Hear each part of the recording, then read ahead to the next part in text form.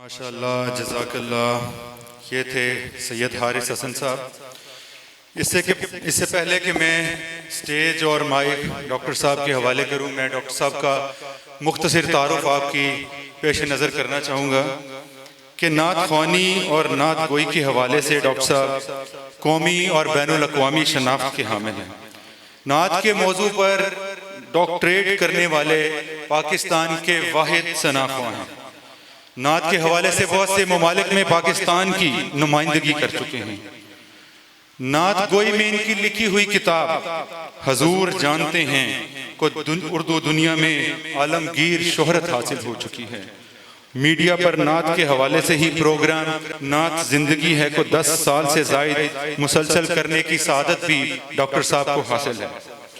कौमी और private media channels पर अक्सर इनके कलाम और नातें नशर होती रहती हैं।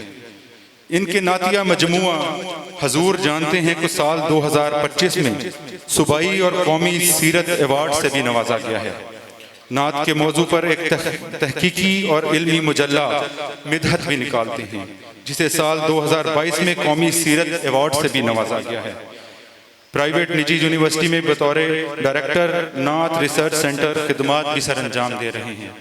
मैं डॉक्टर सरवर हुसैन नक्शबंदी साहब से गुजारिश करूंगा कि वो स्टेज संभालें और सरवर कायनात हज़रत मोहम्मद सल्लल्लाहु अलैहि वसल्लम की हजूर हदिया अकीदत पेश करें।